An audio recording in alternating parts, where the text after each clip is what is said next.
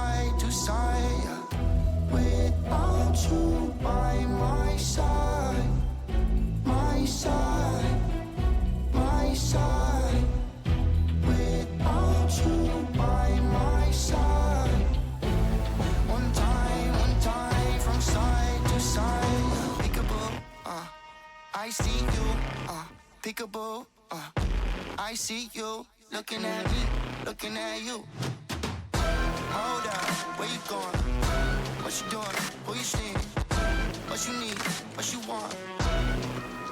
I said, without you by my side, my side, my side, without you by my side. One time from side to side, without you by my side, I can't go outside. Without you by my side, I can't go outside. Without you by my side, I can't go outside. One time from side to side.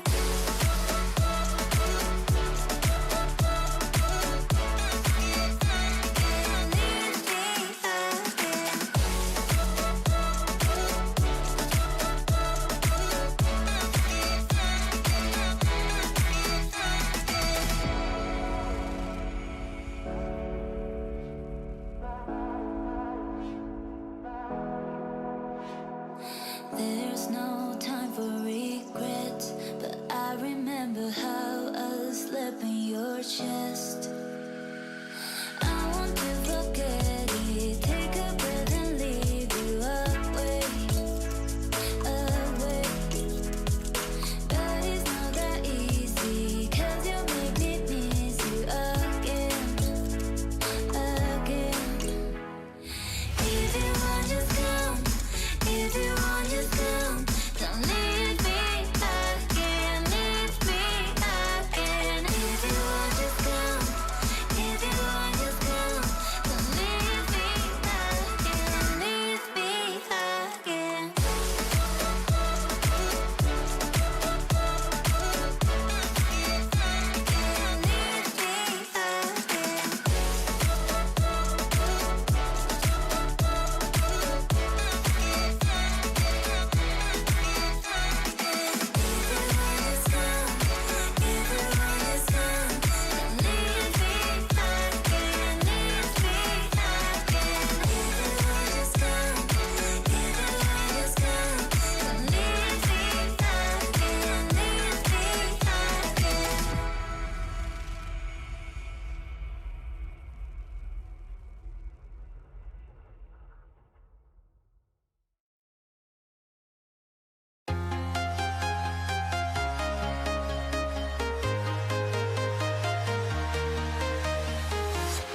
I'm walking alone, the streets are empty.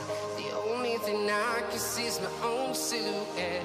I'm getting stronger, step by step. The clock is ticking, but there's no time for regrets.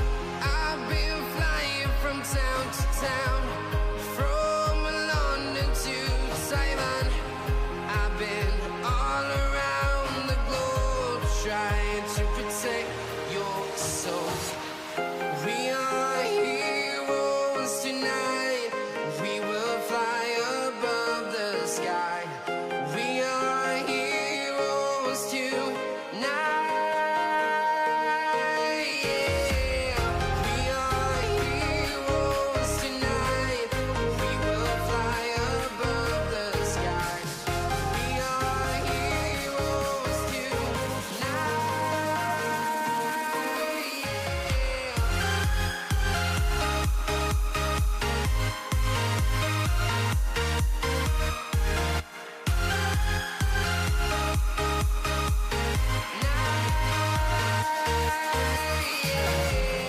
Feel like a dynamite, ready to explode right up in the sky.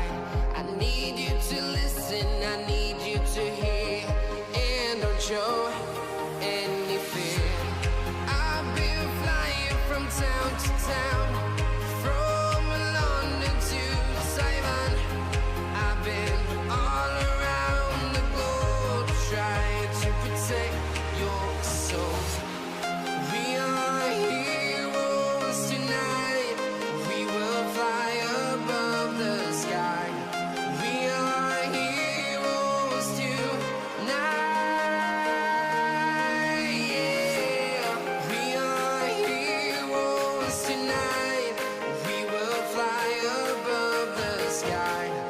We are heroes tonight.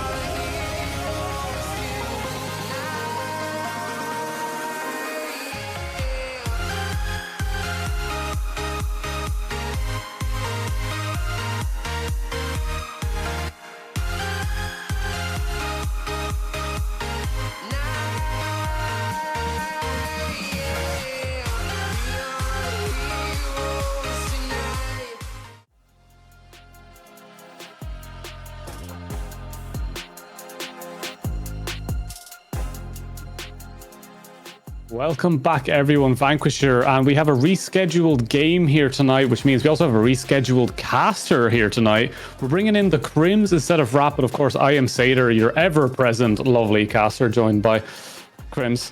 I've seen too much of you in the last few weeks, so I'm not going to ask you how you're doing, because I always know how you're doing. But are you excited to be here? Am I excited to be here? The answer to that is no. Okay, fair. Because you're here. I'm also tired of you. Look, if you weren't on this desk, I would be a lot more excited. Maybe like Romeo. If we could like get back Romeo, that'd be cool. No, if Romeo's coming back, he's not going with you. No, that is my boyfriend. That's true. We kind of made too many. We kind of made too many innuendos last time we casted together. So I think we got banned from casting together ever since that point.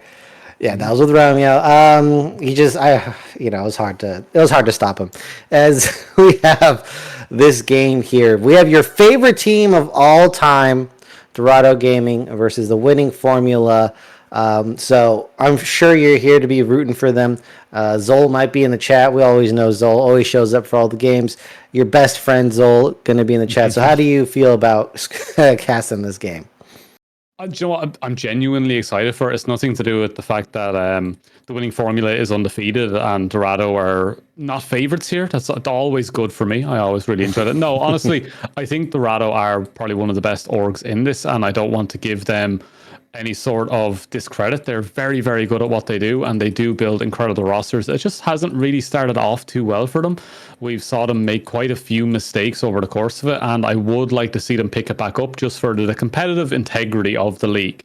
But the winning formula have the winning formula. They have not lost a game yet, Crims, and that is terrifying to say the least. With a rescheduled game, they could very easily take top of our board. Yeah, reschedule. Everyone's not prepared. I think we had some people streaming into this game, so maybe not warmed up either on either side. Sater, I think we need to talk about some of these players. We have the Dorado players, Sluter, Maharaga, Husky, Templar, names that shout out to me. I've seen them before. I've seen them play, and what do we know about these players so far? Husky be the one that I'd keep my eye on. Husky's always been the one that I've been favored watching. I think Husky is an incredibly strong player, and I just don't know what's going wrong. Maybe it's meta shifting. Maybe there's little things that are just not clicking just yet.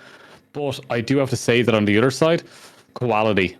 Something about the way Quality plays has just been phenomenal. I just love the way they kind of can play control mages, can play aggressive, can swap it up whenever they need. They are probably one of the strongest mid laners.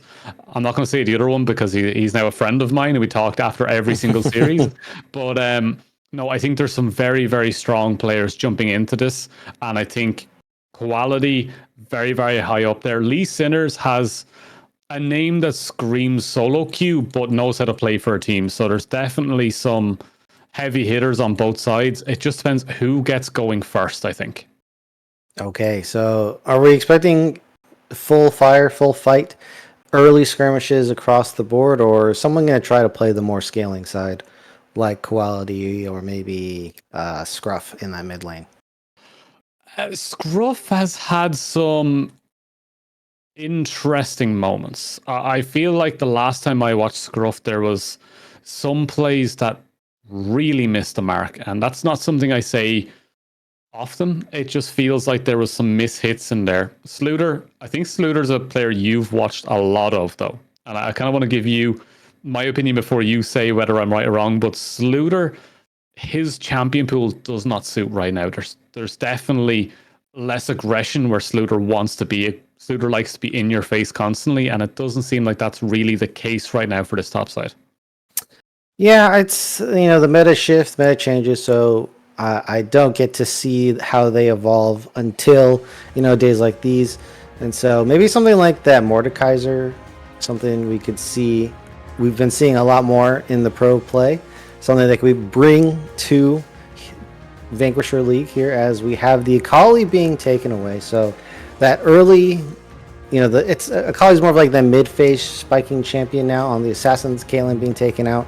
So Scruff's not going to be able to play that one. Meanwhile, Caitlyn is going to be removed from the bot side from Husky Templar. Take away that safety, that weak side, that scale and wait for late game style that we've seen a lot of from Safa. Let's see if they want to go towards maybe that Zeri Jinx down the bot side. They're going to take away the Jinx. So Zeri could definitely be an option here. One of the other strong ADCs with that hyper scaling, hyper damage, high movement. And Nami being taken away, so maybe a little bit scared of a Lucian pick. But why would Nami too much? Why wouldn't you just ban the Lucian? could still go Lucian Milio, unless they're trying to bait that. As first pick comes down, and yeah, this is a heavy bot lane focus as well as the mid lane. So quality, you just mentioned in Zaffa, going to be reduced here, diminished, as we get a Volibear. Now, this is predominantly a flex pick these days, but everyone's doing that Rod of Ages Navori build, and I'm not a big fan. We spoke about this. We spoke about Yes, this. And we I did. gave my 2 cents that I do have someone that I know. There's the Seri, as I said. There is someone that I know that plays it in GM, and they think it's the strongest they've ever been in those early stages. So I will take their opinion for it. And then we have the Sejuani coming in the other side. There was I'm not sure if you saw Twitter recently with I Will Dominate, Gilius, and Yankos getting into a little bit of beef about how to play Sejuani. Something that you never really expect to see at the highest of levels. How to play Sejuani. Probably the simplest jungler alongside a Mumu, but Kaisa, one of our lovely observers' favorite champions. They can't play it too well though, let's be honest. But they're gonna kill me for that in the intermissions. Yeah. But, we might see some pop-ups in the future that don't favor you, Satyr, as we continue throughout this game. Head up with accent. It's all just gonna happen. Rel Nautilus. A matchup we don't see too often, but I do prefer the Nautilus in this one. Yeah, the Nautilus is probably the better combo with the Kaisa. Just allows you to really get that deep dive. That something like a Rel, while you get more wombo potential with the Rel, doesn't really suit Kaisa as well. I would prefer more of a peeling champion for the Zeri. Really activates the Zeri, but they're going to go ahead. The meta is those engaged champions. Warmog's first item makes your support so tanky. And so we're going to see the mid pool getting hit a little bit more. Those early game mid laners, the assassins, have been removed, plus that Tristana. And so it does look like Dorado trying to slot into that scaling that we were talking about earlier, as well as Asol being removed from the mid lane. So what would you blind pick here, mid or top? I'd just take the Orianna. No, it's a control mage. It's something that Quality likes to play. There's absolutely no issues with it. You have a Volibear to engage with and give a free ball delivery system. I don't see it not working here. And yeah, the Orianna, it's a favored pick, and why wouldn't they go for it? Okay, Orianna maybe snapped up. I mean, she's pretty good in lane for a control mage compared to the other ones, as well as the fact that you get that same mid-game spike that all the other ones do. Gnar adding more to the AoE, bolstering the team fight on the side of the winning formula here. Dorado, they have a strong top side, so they could pair that with the mid lane, and that's what they're going to do. They have the Yone, they have Sejuani. They're going to completely set bot lane on an island, or at least try to, and stomp that top side of the winning formula, get a lead, and have these double melee solo laners take over the game. Double melee Sejuani is a kind of cookie cutter comp that I don't think we've seen a lot of lately. I feel like we've really strayed away from that kind of style, and I personally do like it. I like the easy setups, easy yanks, but it just says bot lane is weak side, and when you have a Zeri to go with that, do you really want Zeri to be your weak side? It's an interesting one, but look, we're going to jump into the game really quickly, and we're going to figure out exactly what we want to get from this one, because Crims, I don't know, at this Yone, a lot is going to be dependent on that getting strong very, very quickly. Yeah, they're going to have to make some early ganks, and Sejuani with a melee is usually the best 2v2, so they have winning 2v2 in bottom, in top lane that they have to utilize here. I think that obviously they're going to be going for 6 grubs. I think there's no way that that's not on the table. That is going to be their goal, and that's going to allow Yone, who I don't see anyone who can counter the Yone in the side lane, just get free turrets. So I think that's the game plan here. Satyr, I think you might agree, as we have potential early skirmish on this bot side. I think they've sniffed it out well enough, waiting for the wave, making sure to stay on the safe side of the minions. But yeah, a nice little idea. It does give over that, obviously the Volibear starting top side. They also have vision on that, so full knowledge for Maharaga, who is one of the junglers that I had so much hope for going onto this team, but right now we have a big engage. And Zeri is going to be taking some CC. Does get the proc. I don't know why Husky Templar kind of just let that happen. Could have just given way to Zaffa, but decided to fight. And you're talking about the laning, and you're talking about something going wrong with this player. And I'm not seeing a good sign already level 1, Satyr. No, scaling, safety, and not quite getting it just yet. Look, it's an interesting start. I am liking how well Quality is playing into this mid lane, though. That is a big push, big pressure mid lane from a Orianna into a Yone. Expected to go a little bit differently there, but no, I'm already liking this one, and this is why they're so good on their control mages. And Yone definitely has a rough time into Orianna, especially early. Need that level 6, especially level 3, to start doing something. Both junglers heading towards that bot side. Lee Sinners and Maharaga making a beeline, and it looks like Lee Sinners is going to be the first one to clear down there. Yeah, Lee Sinners with a little bit more speed by the looks of things. You think Oh, the flash! The flash forward going from the Nair. He won't be able to follow it up, though, but pressure is there. I just think Renekton might come out a little bit stronger than that one, because Sejuani should be able to get the top side first off this first recall.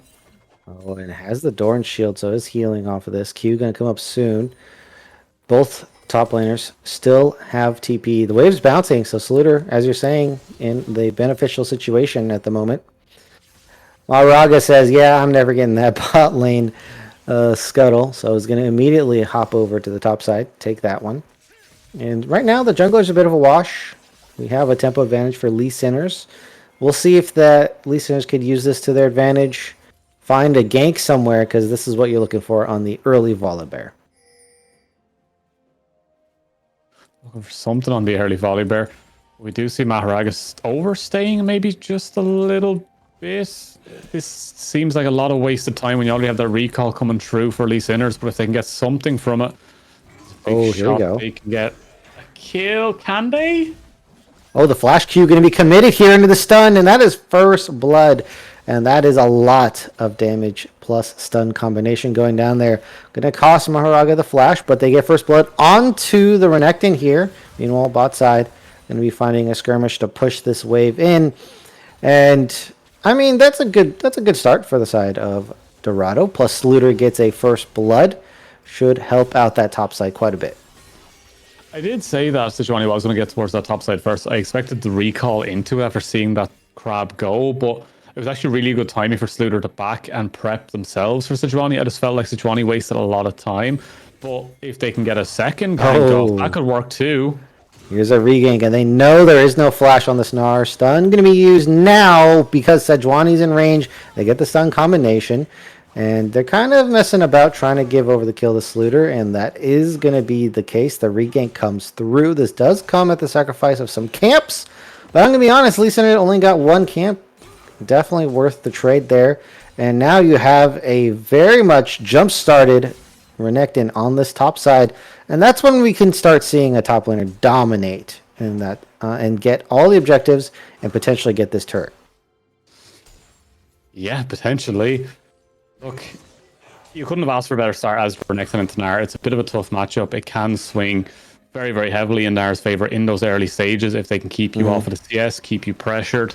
And Renekton has to close that gap fast, but when you have a Sejuani to close that gap for you, everything can just go that much easier.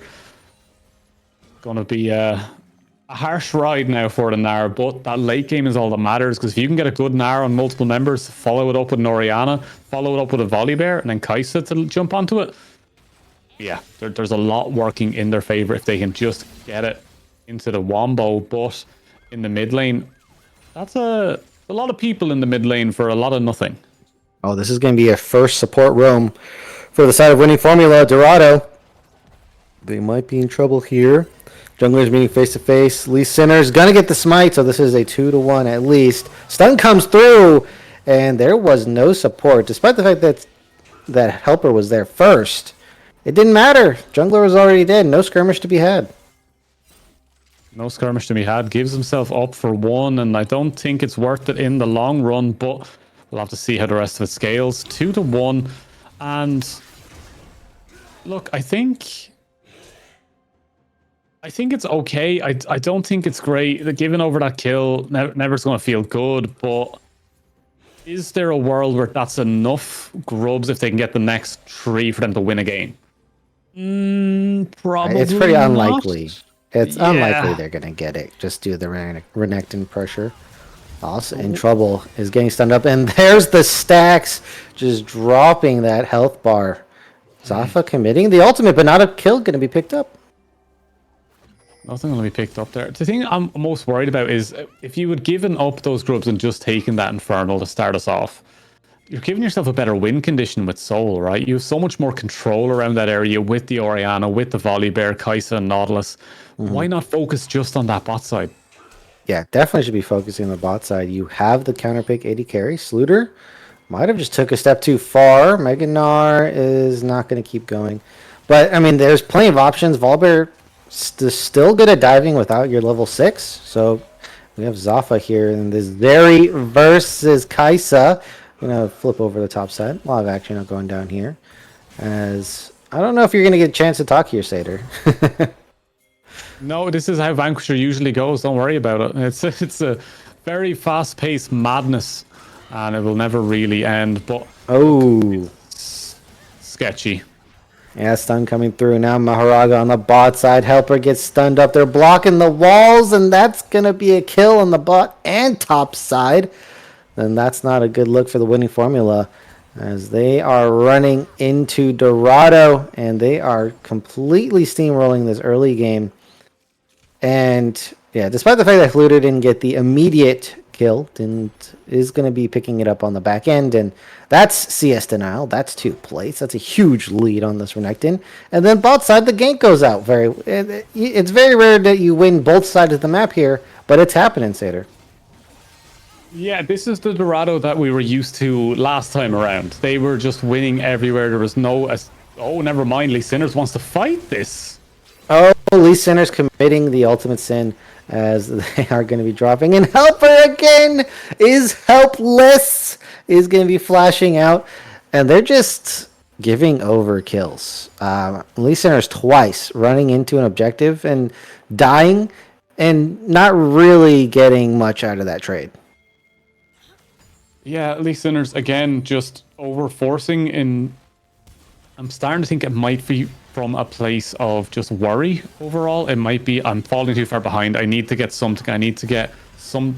Never mind, here comes a lot of pressure. Lord, that's an easy kill onto loss. Why does this always happen when I'm trying to break down how the jungler's feeling? No one wants to hear you talk about how the jungler's feeling. Oh, that's a flash Q, and that's going to be picked up. Maharaga gets the kill. Now they're just going to try to get out, and... You know, this is the level of discipline that I want to see from both teams here. Don't overcommit for the play, but the winning formula, you know, Lee Sinners... I mean, with a name like that, I think you have to assume that they're going to overcommit for plays. Yeah, just a little bit. Just a little bit. Look, that's a little bit... I don't want to say int, but it feels a little bit int. But yeah, you're talking about the desperation. And this happens to a lot of junglers and players, where you feel like you need to go for these plays. And the reality is, a lot of the times, if you just take a step back, it's not a good idea to go for those plays in the first place. Yeah, that'll be a VOD review, like question mark pings. If I was using the Epic pen, as I usually do when I'm coaching, I'll be drawing question marks over that entire decision. It was just not it in the slightest. And they'll be kicking themselves after for that one, for sure. Yeah, I mean, that's something you could go back in your mind and be like, yeah, that was probably not a good play. As we have first item on this Renekton here, and the Zeri. Looks like they're going for a bit of dive. Channel over the wall. Didn't decide to commit just yet, but look at that burst damage. The Eclipse plus this Renekton. And yeah, Mininar, not too tanky. Sluter, jump started and now is just dominating this top side here. Scruff now in a 3v1. Rest of the team's top side, they're weak right now. Have to defend this wave.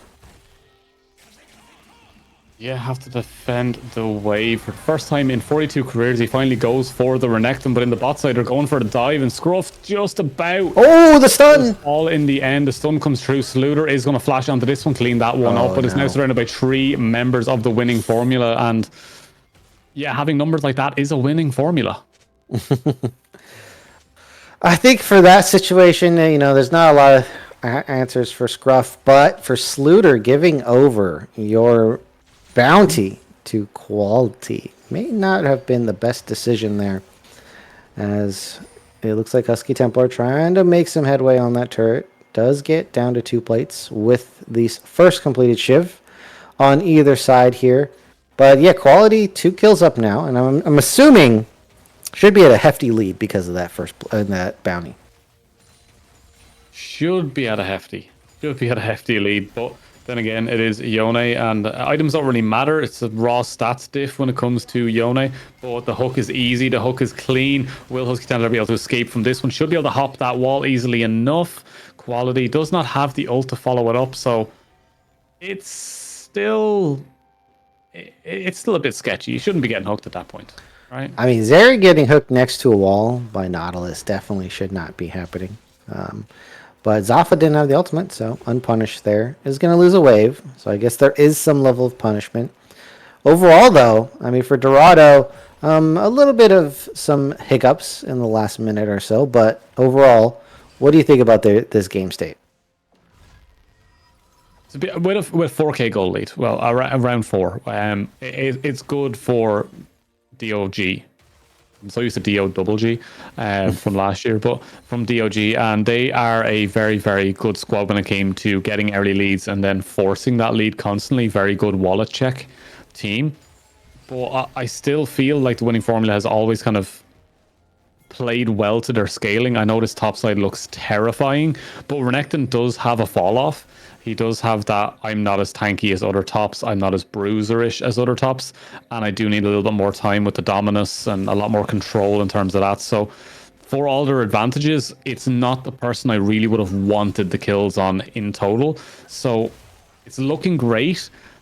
They need more from it, while Maharaga is going to get that Drake for free, while they're going to contest the Rift Herald as 4.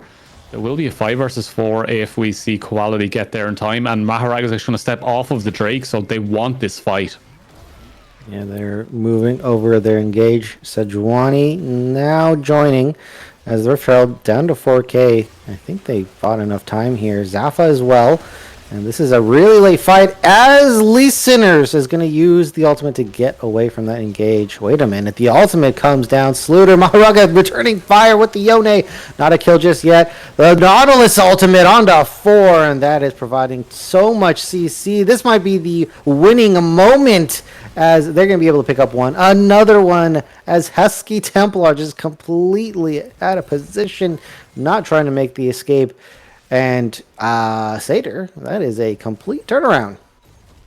Complete turnaround. The winning formula finally managed to get that combo going. Once the knockup came in, Zafa just gets so many free stacks, and it just became a bit of a walk from there. And for all of the small individual mistakes that we saw there, Quality using the ult on a single Renekton, then getting hooked, manages to escape.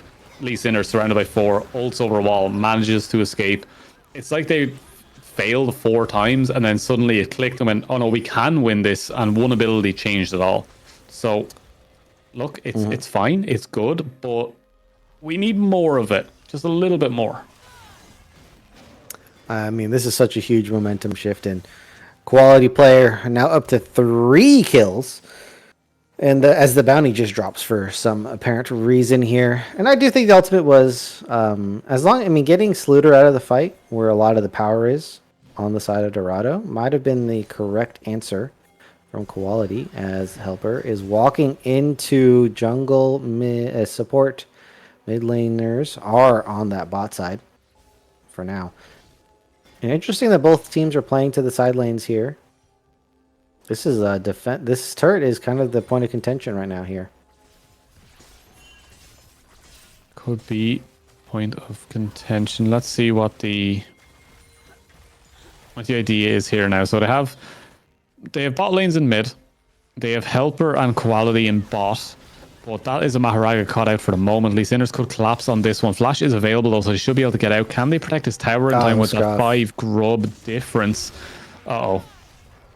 Okay, Scruff is getting chased down. Maharaga tried to defend. It looks like that's going to be successful. And that's 1 HP on the turret, or somewhere close, as the Rift is going to be dropping in mid lane. Interesting. Who picked up the Rift Herald? It must have been support. I did not see that. I thought it was on jungle. As now they're going to take a trip away. This is the standard. You get the crash, and then you send it to somewhere else. And Scruff. So that's 2 turrets being picked up for Dorado here. Yeah, they're going to get rid of that Rift Herald as well, so that's... I'm not liking how this is going right now. I'm starting to think that the winning formula are going to start breaking back into this one very, very quickly. And I need Dog to kind of up the tempo a little bit and force a good fight. Yeah, you want them to keep their lead, and that has been slowly evaporating at this point. They need to keep up the pressure. And it looks like they did get 2 turrets, though. So I'm going to give them a caveat that they did find 2. They found all the outers. So maybe they're not hitting the speed as much as you would like, but I think that they're getting objectives appropriately. Yeah, let's... It's 2 minutes till the next objective. And at this point, I think Dog needs to force, and I think the winning formula are still fine on scaling and farming and chilling. But when you have Lee Sinners on your team, I feel like there's going to be a force anyway. But Sluter's going to be the one to start the first engagement here. We'll get the jump away, but you know, Motaya is going to be in a lot of trouble as we do see Lee Sinners flashing in. And now it's actually the reverse scenario. Sluter is the one gets caught due to the TP. Full collapse. If we look at the other side of the map, there is no turret to be traded. So that's just going to be a free kill picked up. A little bit of a macro hiccup on the side of Dorado. And if they keep doing that, their lead's going to be entirely gone. Yeah, the lead will be entirely gone if they keep doing that. But I don't know. Everything's up in the air for me. And usually Crims, as analysts, casters, whatever you want to call us these days, everything we see, we're like, we can kind of see where games are going. We have good ideas of where games are going, but this is Vanquisher, and nothing makes sense. So every single time you look at it and go, do you know what? That Orianna's looking incredibly strong. Kaisa is onto their second item. They're going to continue to scale super, super hard here. You just look at Yone and go, do you know what? Everything could change in a second. There is that chaotic factor that comes into games, and it never goes away until... I mean, sometimes even in pro level games, it doesn't go away. So it's hard to beat here. Is Maharaga going to be hooked into 4? Damage going to pull through, but not enough of the carries backliners are hitting. Lee Sinners up in front, and they've successfully ousted Dorado from the river. 30 seconds before the dragon, they are in position. They are in position. They're set up correctly. TPs are available for full top laners, and Nar only now starting to build the Nar bar, so we'll have to keep an eye on that one to see how Inigo Montoya will get to this one. I feel like I'm going to pronounce that wrong forever. Probably. I'm just going to keep saying Nar. Yeah. Inigo. You've watched... Oh, God. What is it called? What's the movie called? Oh, boy. It's not called Zorro. Someone said Zorro in production. That is definitely wrong. TP coming in. We got a fight on our hands. As it looks like the Nar bar does come through. It's only on to 2 helpers in the front line. And now that is a dead Inigo Montoya helper here trying to get out. Maharaga is almost full HP. Scruff picks up the kill, and Quality has to get out of here. Luckily was far enough back. Zafa went for the dive, but now is getting punished. And that is going to be Scruff picking up a kill. Dorado now finding a fight. And just as we thought the momentum was going one way, it goes the other. And Dorado are making a very interesting play here. They're skipping the dragon. They're saying, we want to end soon. They're going for the Baron. Yeah, I didn't like the idea there from Zafa to chase down the Renekton and not help out with the rest of the team. But maybe it works out better for DOG that it went that way, as I am watching right now. There is no TPs. It is just going to be a solo contest from an ultless Orianna. This is not the greatest of calls. Unless... Yeah, they're losing a bit of time whilst in the front, and now they just need to make their escape. A lot of them can dash over the wall. If you give over support, this is entirely worth it. Neo Montoya trying to delay this back. Husky Templar, I don't know if they're going to make it out just yet. Do not have flash, was expended, and now the worth and value is a bit questionable. The Princess Bride, I've been told, is the name of the movie. That's correct, Princess Bride. I remember now. It definitely does not sound like a movie I've ever watched. You know, I'm just going to say it. I think it's kind of a girl movie. It sounds like it. I'm just As gonna our say it. male producer is saying, "Hey, you're really loud." I didn't say it was a bad I movie. think it's his It's just favorite. that for some reason think every Chris thinks he is Princess Bride. every girl knows about this movie for some reason, and it is, it's it's like a romance. Is it up there with film. like Dirty Dancing? Is it like that level? Ooh, maybe it's a more modern version because, like, Dirty Dancing kind of. Oh, here we go. We're gonna see replay. Satyr, go ahead and break this down for us.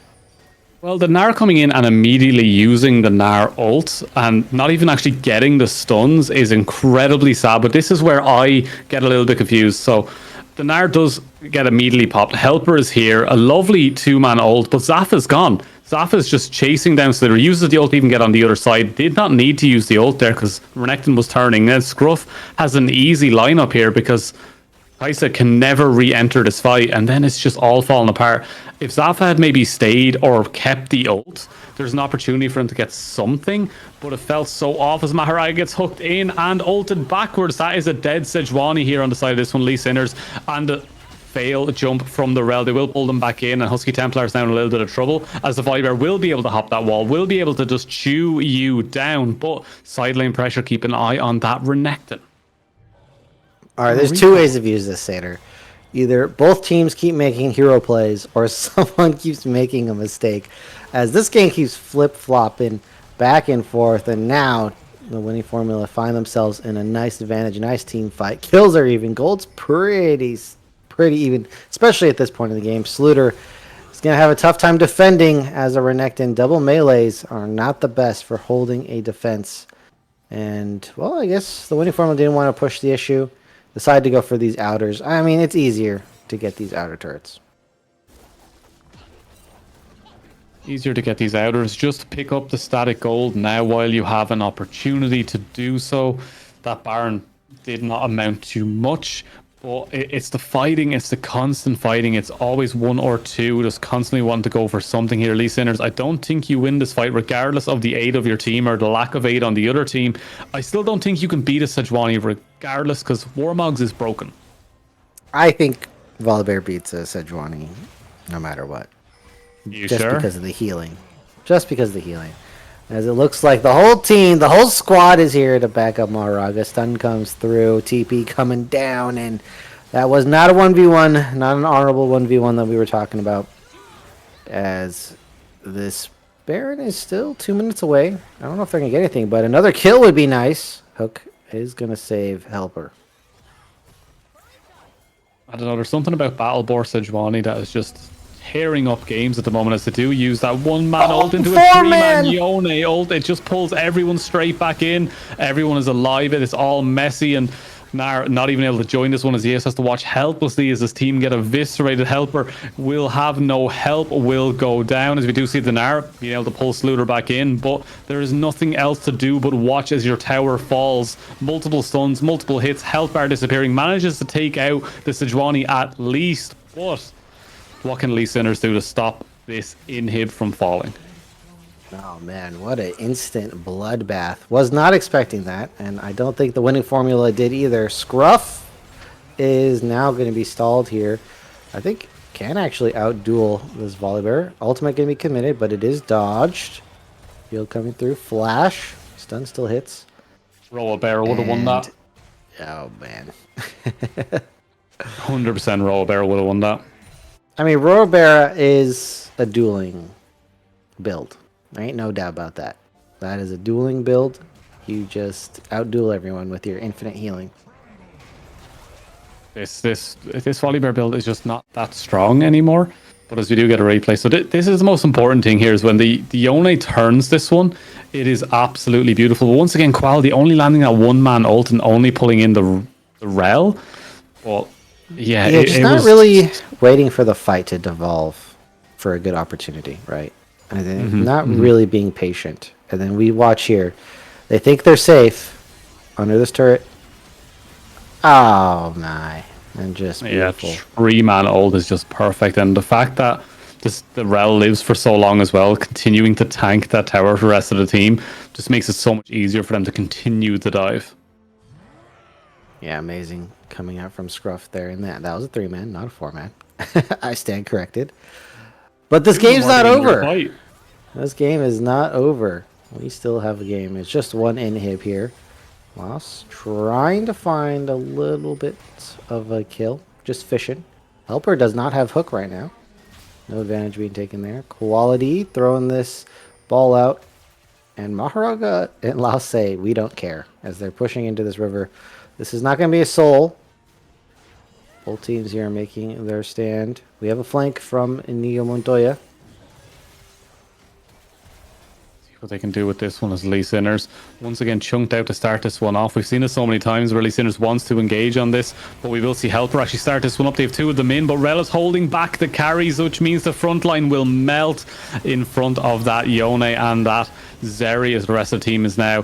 No tanks, no one left. Nar, what can you even do in this situation? That is a Yone, and this is the thing I was talking about. As long as you can see one Yone, the game can just fall apart. That's a pretty clean ace. Yeah, the bar wasn't ready. They had the flank on the Nar, but just not in time.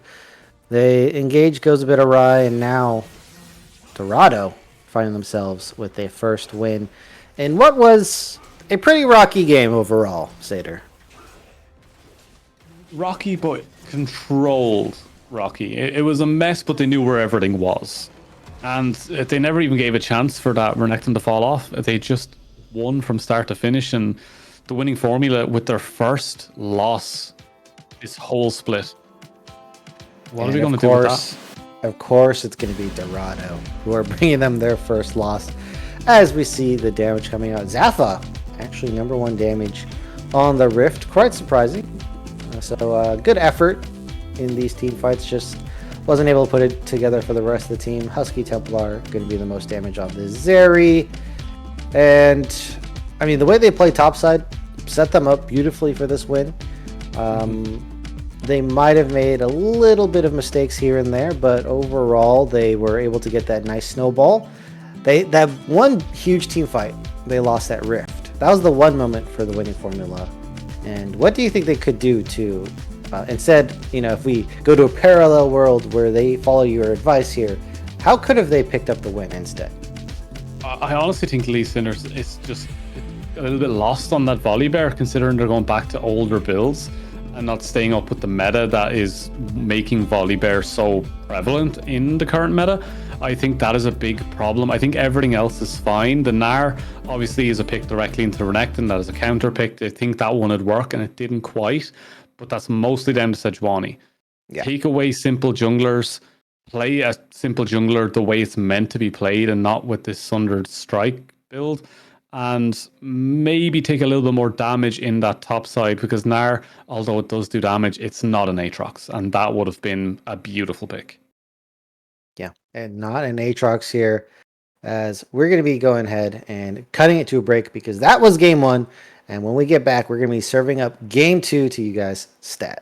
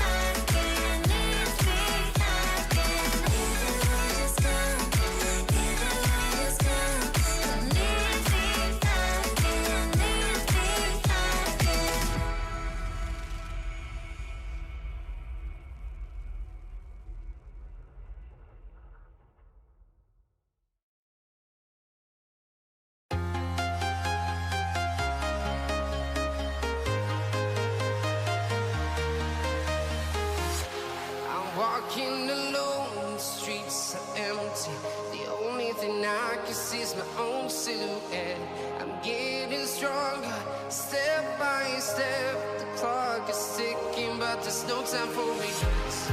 I've been flying from town to town, from London to Taiwan. I've been all around the globe trying to protect your soul. We are heroes tonight. We will fly above the sky. We are heroes tonight. Yeah. We are heroes tonight. We will fly above the sky. We are heroes tonight.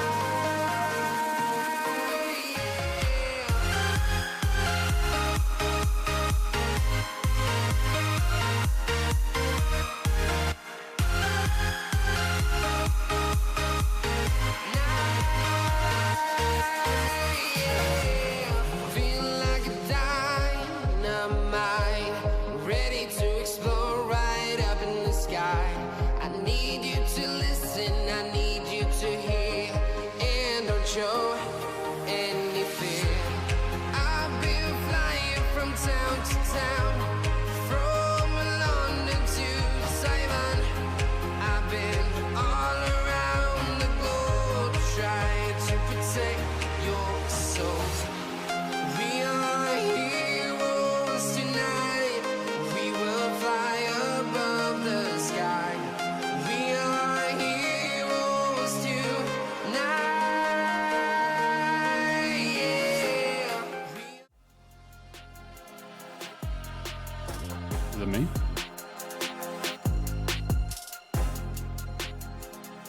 Bruh.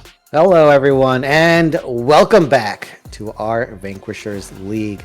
We are returning to a victorious Game 1 from Dorado. As the winning formula, they did have some moments in the game, but weren't able to piece it together. Satyr, what are some more adjustments that we'd like to see? We were talking about Lee Centers, maybe sinning a bit too much, maybe needs to go to church and pray. What are some other solutions that we can give to this formula here? Knowing your draft, knowing your picks, and knowing what to build on them. No, honestly, I think that was a bit of a freak showing to come out from the winning formula. I think they've always been more solid than what we've seen today. Some of their previous matchups, they have had some really, really good games. As I'm looking back through, and there's some decent teams going into them, and they've always seemed to come out quite good in them. They did play against the Vindicates, and they beat them easily enough. And then they also played against the Chinese Communist Party, which is an absolute banging name for Vanquisher. But they're both very, very strong teams that can do a lot, and they did manage to win those ones. So I still want to see more from them, from their usual pool of games. This seems like a bit of a weird one. While Dorado, they've really stepped up this time from a draft that I wasn't too comfortable with, where I felt like it was overloaded with damage. They made it work, and sometimes all you really need is a Sejuani. So I'm happy enough with their side, but I think get rid of Sejuani, put some pressure on them. Okay, put some pressure on them. The winning formula was looking for a lot of early skirmishes on Lee Centers. Did not go their way, unfortunately. And also the objective game. Let's talk about the early objectives, because I think those were, outside of the top lane ganks, those objective attempts or retakes from Lee Centers didn't really give them an opportunity to bounce back early in that part of the game. No, there was a lot going on with Lee Sinners, with the Volibear early skirmishing, and every single time I think we were trying to be nice about it, but there was just a sense of, why are you doing that? I think we spoke a little bit about the first one with the grubs, where we were like, why don't you just focus bot side? That there will be a second phase of grubs. You might be able to get those ones. You're overforcing for one grub with your life, which can sometimes work if you can get the other four and still get the Drake after, but that was the catalyst for everything kind of bad that happened to Lee Sinners for the rest of that game. And it was one bad decision that turns into a kind of tilted play style for the rest of it. And we didn't really see Lee Sinners recover from that at any point. So a little bit more calm and collected nature. and just realize you can give up. Use that as a resource. Just give it up. We'll go for something else. We'll take an advantage somewhere else. And hopefully we get to see that this time. Yeah, I mean, Zaffa ended up doing the most damage in the game. So imagine if there's a little bit more jungle attention in that bot side on these split and map scenarios, and maybe Zaffa just steamrolls that game through the Kaisa pick. We'll have to see here. If this is correct, the sides are correct. Is this the same side, Satyr, from game 1? Yeah, everything's going to stay the same. So I'd say that they did pick to take the blue side. They want that first pick, which will lead me into Tristana maybe being the first pick for mid, because that's usually what we see most teams opt in for in that mid lane. But some of the bans here staying similar. Diana's a bit of a strange one. Caitlyn taken away again. Don't want that safety bot side. Jinx being taken away. They don't want that hyper carry. Tristana's still open though. Tristana yet to be banned away. I think it was the Ari or the LeBlanc that was banned on this phase. Lucian this time going to be the one banned out, not the Nami, as the Ari will not stick in this game here. And so, again, first pick is open, and you know, people strayed away from the Skarner these days, and the nerfs have come through, I believe, as they think Rel first pick is going to be their option. Yeah, I don't think I like that one. It's not as flexible as it used to be towards that jungle pool. It's very, very bot focused now, and they're leaving up a very easy pickup for Husky Templar to jump back onto that Zeri, which means they have to have an answer for this. I'm just genuinely curious to what it actually is. Unless they are going towards a jungle Rel, which would be very confusing, but they're going to get back to Sejuani pretty easily. I just feel like there's a mistake here in the draft somewhere, Crims, and I'm not sure where it is. Okay, they get the Tristana, though. Yeah, they probably should just open with Tristana, if we're being honest, right? The Rel pick is very counterable, so I don't usually like blind picking the Rel these days, as they're going with a Rumble. So that is a very strong top laner. Very good blind still, despite the fact that this champion has not been nerfed by Riot. Still very prevalent up in that top side.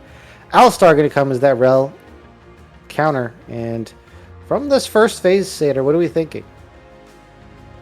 I don't really know if I want to think right now, because I don't like the Alistar as a champion a lot of the time. It is good into the Rel, but I just don't think it's going to do enough into the likes of Trist and Rumble. I think it's very, very... They have to be grouped for Alistar to get full use. Malphite, Renekton being banned. I don't want to see Renekton again. Silas is a good one. It's going to take away a lot of the agency that you get from the Rumble and the Tristana and the Rel, because all those ults can be taken pretty easily by the Silas. But I think there is a world now where they're going to fall apart in terms of picks. Like, they still have the best top laners available in terms of meta, with like the Aatrox coming through. Okay. Yeah, that's perfectly fine. I think everything works out there for Rumble Aatrox. What are they going to take into the rest of the comp, though? Because they have no real protection available apart from the Rel. Okay. Wait a minute. Where is Rel going? Is this Rel jungle for real?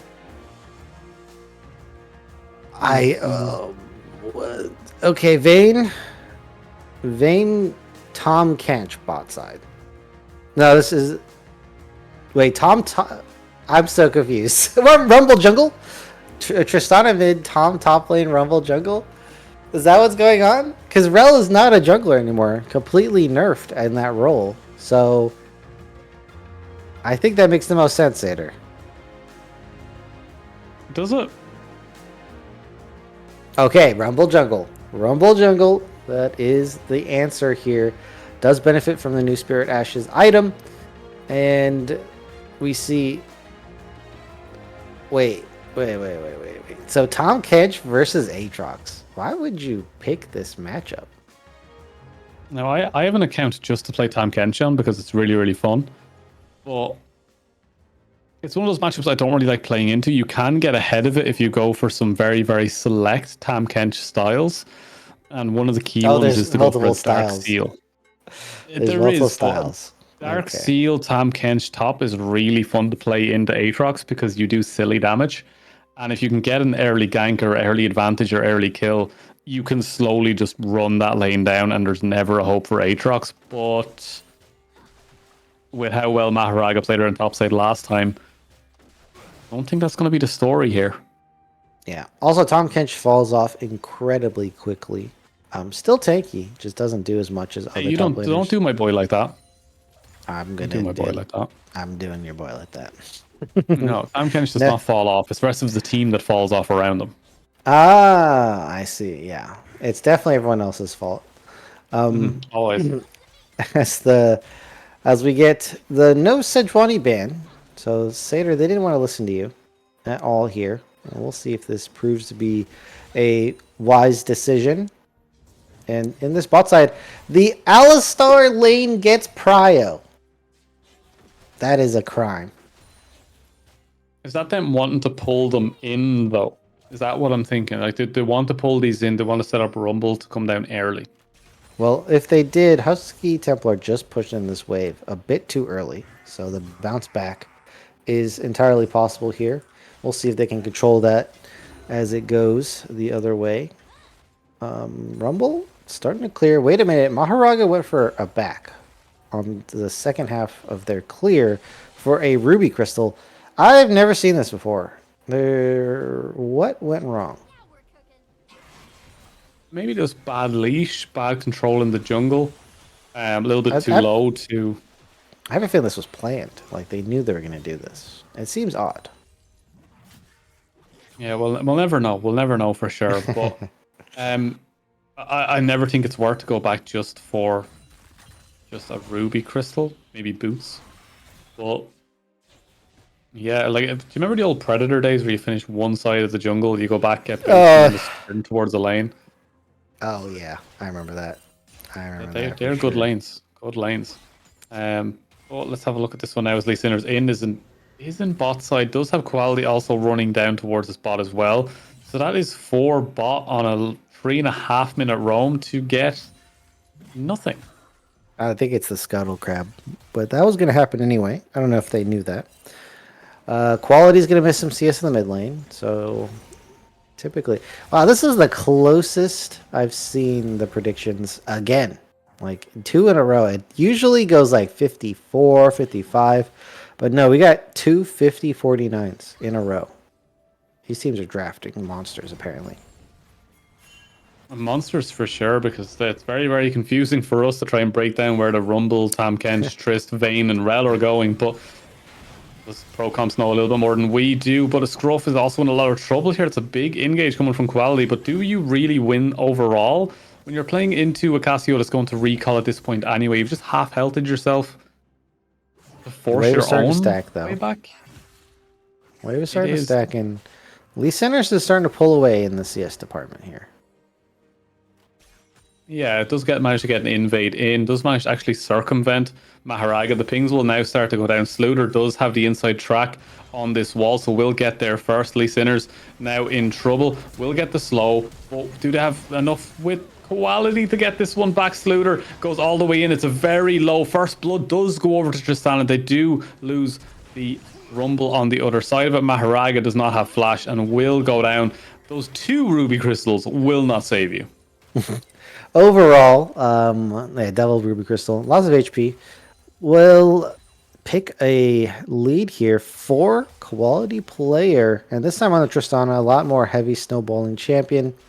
And that was a pretty good roam up from this Tristana mid laner here. Got full prio. They knew that their mid laner was going to be there first, and so credit to the winning formula for pulling that one together. And they end up with a pretty good lead. A pretty good lead, something to work off of. We did see a 2-0 mid lane for quality last time around. Will they be able to pull the win out this time? A much more aggressive pick. They might be able to get a little bit more from Scruff. But we've all seen Cassios completely and utterly annihilate targets if given enough time. And with 2 arriving now into this mid lane, quality needs to be careful. Gonna have to buffer. Does still flash. And that is going to be an escape for Tristana. Yeah, Yep. this champion is too safe in the mid lane, I have to say. Yeah, let's put our thinking caps on, okay? All Because right. Aatrox will outscale Kench. Rumble will do more damage to Sejuani, but Sejuani will eventually just survive. Tristan Cassio is a strange one to try and break down.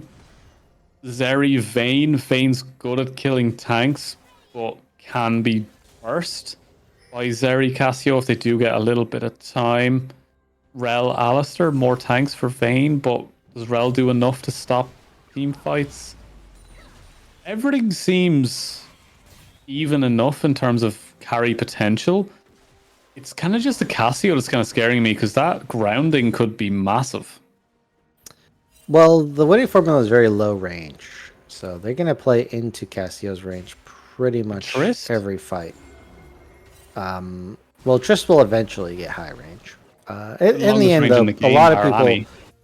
a lot of people though still tend to play Tristana low range because you jump into burst targets, and so you will end up playing into Cassio's range a lot of the time. But the one thing they can do with double 80 carries is they can just hit frontline and melt the frontliners here. Maharaga going to be finding themselves in a 1v1 with Tom Kench, going to exit there. And so Alistar Sejuani eventually will not be able to survive the Tristana Vayne. So I think that means that for the winning formula, I think scaling is a pretty decent option for them. Yeah, let's see how they do. Scruff having a lot of fun here in the mid. Will get stunned up and the damage will be coming through, but a great stun to slow down that Tristana's damage, the knockback, the ignite, the ult, everything you could possibly want. And Cassio goes, I'm a snake, and just leaves. Oh, Lisa tried to get the finish onto the Cassio. Zafa getting pushed in. Support Rome, of course. And so right now they're playing pretty even. Oh, this is the Tam Kench play we all love to do. Into the tower you go. Oh, wait, doesn't get the second stun? Now Sluter's turning it around with the healing. And Oh, he flashed Flash it. auto. Oh, my. What a turnaround. That was a situation where you thought that Tom Kench was going to be getting that kill. But the minion, Seder the minion, blocks the Q, and Sluter ends up picking up the kill. Sluter flashed forward out of the tongue. And the main thing about Tam Kench is if you miss a tongue, you lose. Because it gives you healing, it's most of your damage. It also would have stunned the Sluter under the tower, flashes forward, escapes it, autos, kills, walks out. And that's heartbreak for a Tam Kench. Absolute heartbreak. You've burned everything, you've landed everything, you missed the one key ingredient. Oh, I feel so bad. Yeah, landing the Q, not landing those Qs, or devastating. Helper's going to get spotted out here. Looks like Scruff is going to get pushed in. I don't see any reason for this Alistar to stick around. Free damage now coming into, and that's an ultimate. And yeah, just not waiting around for the team, not waiting for Prio. Ends up burning an ultimate. Not the worst cost in the world, but certainly don't want to see that. No, certainly don't want to see that. That's a big ultimate loss from the bot side. That could have been used for a dive at some stage. Could have brought Maharaga down.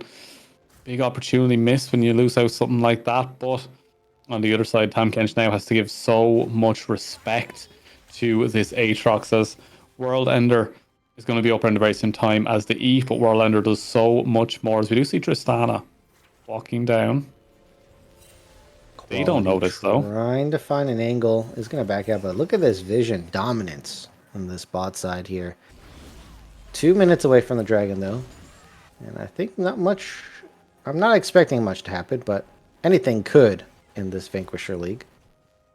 Oh, madness. Don't worry, Crims. It's going to be absolute madness whatever happens. We're going to see Sejuani flash over, miss ult, completely whiff it, but then Rel jump forward and die anyway, because that's how this kind of game goes. Okay, TP, they're trying to collapse onto Zafa. They get the prediction Q, and that is going to be a dead Vayne. As, wow, that was very nice play there, predicting that. Will they be able to find this Rel in time? Yes, they will. There will be no knockup though, as Helper does manage to get out of that one. But a free plate should go over to Zeri with that weakened bot lane plates. One of the big talking points that have come true. Rookie mid laner, 85.71% win rate. But can you escape from the Sluter? No, you can't, because here comes Maharaga. Does get knocked back. Sluter will pop the World Ender. Misses Q3. But will they be able to chase one down a little bit further? No, not going to expend that ult. Maharaga going to hold on to that one. But rookie, maybe rookie of the split. Regardless of this one, still looking very, very strong on this. Tam Kench just licking the God of War. Crazy. Just checking how he tastes. As we have Scruff now getting collapsed on. Scruff not reacting, not moving, despite having vision in that brush. The knockup plus the bomb. And now they're going to try to chase onto Laos. This might be another ultimate being burned. Certainly is a possibility that they get this mid lane plus what looks like to be the second set of grubs. Yeah, they're going to get a lot off of this one. More than likely, but no respect shown there whatsoever by Scruff, and that's just a little bit BM at this stage. Maybe just understanding I don't have flash, and if I walk back they'll just go anyway, and I'll just try and get something done. But just a lack of respect, as Maharaga will attempt to stop Quality from taking this first tower pre-14, but it will fall regardless. More Void Grubs falling over, and it's a completely different face we're seeing here. But Zafa, we've seen this before. Can you get this one down? The flash forward, the flash back, the flash in. It's everywhere. Alright, hit all the buttons as Husky Templar is the one who wins because they did not take a charge shot directly to the face. And that's another win for the bot side there. Zafa now 0-2 on this Vayne. Looks like the team is still going to be picking up this dragon though. For the Quality versus the world. 2 barriers popped, but the difference is when your barrier gets hit by a tower, you're kind of going to lose, right? Depends. But that's definitely not a good case for your AD carry winning. No. Yeah, I'm surprised here, Satyr. I figure you'd come out with more fire and brimstone for Dorado. Yeah. Do you know what? Someday I will turn into a Dorado fan. Someday. Yeah, yeah. Ironically or just legit? Yeah, the biggest Dorado fan going. As Sluter now in a lot of trouble, as that is Tree in the top side. Once again, Quality roaming up to try and get something done. Will go on a rampage here, 4-0 in that pick, but this is a dive. This is how you get under a tower, but Husky Templar still alive. Might be able to trade one back off of this one as Helper will go down, but here comes the rest of the team to clean this one up. It is just Chain CC under tower. As the dive turns into a 1-4-2, but with the top side kill and tower kill, still the winning formula coming out on top. Yeah, they get that turret as well as the mid lane. Looks like that one has been slain, destroyed in the meanwhile. Getting this Rift Herald at the same time, and now I think this is the first gold lead in the series for the winning formula. What is that audio bug?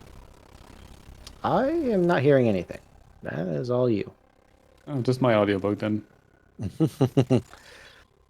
As we're progressing into the mid game here, both teams I mean, that was a good lead for the winning formula, but nothing is going to be a guaranteed win. And so these teams playing it pretty close, 2 games in a row here. So if anything, Satyr, these teams are very closely matched and excited to see what this is going to be bringing us here, because last game was a roller coaster. Are we imagining the same for game 2 here? Because I can't get over this audio bug, Crims. Are you not hearing this through the Discord? Nope. Oh, there's definitely an audio bug in this game. I have the sound off. Oh, that's probably why you're not hearing it. There's definitely an audio bug right now. That is crazy. It's like we're running through a wind tunnel. It seems like it's some kind of audio lag. As Satyr, someone was messing with his mind as we're getting back into this one. Hopefully that clears up for you, Satyr. That audio bug, yeah. We're trying to fix it. Don't worry about the audio bug too much. But yeah, something is going crazy there in the background. But look, it is perfectly fine. We'll be able to get through this regardless as Helpers now. On to Maharaga. I'm looking to see what the plan is here for Husky Templar, because Husky Templar is probably the strongest member here, needs to be here for this fight. Will they be able to glide along this wall to try and stop this tower from being taken? Because Quality, this is their job now, is to take out these towers as they do expend the ult to get rid of Maharaga. There is no objective up for 2 minutes, so if they're going to go, that is not the way to do it. Is there any reason for Alistar to engage first there? I feel like you just let Maharaga do the engaging. Yeah, that was... yeah. We'll ignore that for now. We'll ignore that for now. But we'll let them off with that slight misplay. Okay, we'll let them off with that one, because they've been having an absolute great series so far. Yeah, also not really much to fight over, although it could be some nice kills. Heartsteel completed for Inigo Montoya, as Sluter has the Black Cleaver. So hard for a tank to fight into Black Cleaver. Very difficult. So that scaling phase of the Aatrox and the Tahm Kench slowly come into the power curve in favor of that Aatrox now. We'll see what Sluter can do here. We got a mid away from this dragon. Who you giving this one to, Satyr? I think Dog might have a better look at this one, because so much of the Winning Formulas team depends on Tristana getting into a good position. And with them sending it all in on Alistair, I don't think that's the right person to go for, as that ult should come true and keep them alive for a little bit longer. But Husky Templar is actually giving over the cow, and they don't want to fight that one. Maharaga was there. Yeah, they didn't feel confident in the turnaround, as Scruff now joins the mid lane. Gonna crash in this Rift Herald. Still 30 seconds on this dragon, so they're trying to use this as an opportunity to get this mid turret. Rumble comes in, 5-man fiesta for the Winning Formula here. Meanwhile, Dorado just gonna pick up topside. Engage though, gonna turn this around. They're straight on the Maraga, and now diving past to get to Husky Templar. The kill comes through. Quality players now out. Meanwhile, Inigo Montoya has found the snake. The ultimate coming through, but Scruff can't kite them all. And Sluter gets the top turret, but at the cost of his team, and now the dragon. And now the dragon, as they immediately peel back for that one. And this game, it's the complete opposite of what we saw before, with Dog controlling the early game so well. Now it is the Winning Formula in this mid game and going in towards this late game with a very, very good lead. But it's still just kind of this tryst. I know the Vayne is starting to scale up, and the Rumble, the red carpet, is really starting to do some work, but just small catches leading into kind of big objective takes, and at some point Dog will clean that up. And we are waiting to see if Dorado can bounce back in this one. 5k down. Biggest lead for the Winning Formula. Biggest lead in this game. Significant as well. We are about a couple seconds away from Baron spawning. A fight here could give them Baron. Zaffa does get Q flash on. The stun is going to use the knockback on the Sejuani. And now a Vayne kiting out a tank. Not where Maharaga wants to be, trying to solo kill this AD carry. And now they're getting chased down with Helper. Just going to secure this kill. Is that going to be a Baron play? They're going to continue in this mid lane. And Quality player gets Husky Templar on the Zeri. Tahm Kench with this thick skin, trying to take it up here, surviving quite a bit. Now the rest of the team is here, stalling long enough. Sluter's down as well. Scruff is going to slither on out of there. Zaffa going to try to go for the kill. The knock away from Lauch just going to save the Vayne. And it's an absolute disaster, as the Winning Formula going to pick up an ace.